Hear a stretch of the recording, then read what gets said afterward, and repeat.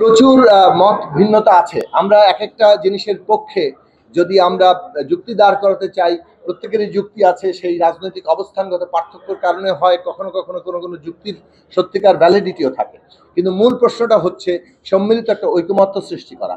অধিকাংশ দল এখনো পর্যন্ত একই দিনে জাতীয় সংসদ, জাতীয় নির্বাচন এবং মানে গণভোটের বিষয়টির পক্ষে আছেন। সেটা করার জন্য পক্ষে যেমন যুক্তি আছে, কেউ কেউ কোনো কোনো প্রসঙ্গ তুলছেন যে ক্ষেত্রেও বলা চলে যে হ্যাঁ, কিছু পয়েন্ট তাদেরও আছে। কিন্তু মূল বিষয় হচ্ছে দেশের সামগ্রিক পরিস্থিতি, নির্বাচন কমিশনের প্রস্তুতি, জনগণ কি মাত্রায় একটা গণভোটে অংশ নেবেন, সেটা জাতীয় নির্বাচনের সাথে একসাথে হলে যেভাবে স্বতঃস্ফূর্ততার সাথে মানুষের একদিকে জাতীয় নির্বাচনে অংশগ্রহণ এবং গণভোটে অংশগ্রহণের জায়গা দাঁড়ায়, পূর্বে গণভোট করলে এটা একটা বড় সমস্যার জায়গা হতে পারে যে গণভোটের প্রতি মানুষের যে আগ্রহ কিংবা অংশগ্রহণ, সেটার অনিশ্চয়তা আমাদের পুরো বিষয়টাকেও নানা দিক থেকে ক্ষতিগ্রস্ত করতে পারে। অনেক যুক্তিতর্ক তোলা যায়, আমরা যুক্তিতর্কের প্রসঙ্গগুলো ওখানে তুলছি। মূল কথা হচ্ছে আমরা ঐক্যের অনুসন্ধান করছি। ঐক্য দরকার এই কারণে যে আমাদের একটা রাজনৈতিক উত্তরণে যেতেই হবে, এর কোনো বিকল্প নেই। রাজনৈতিক উত্তরণ, গণতান্ত্রিক উত্তরণ এই মুহূর্তে বাংলাদেশের প্রধান স্বার্থ।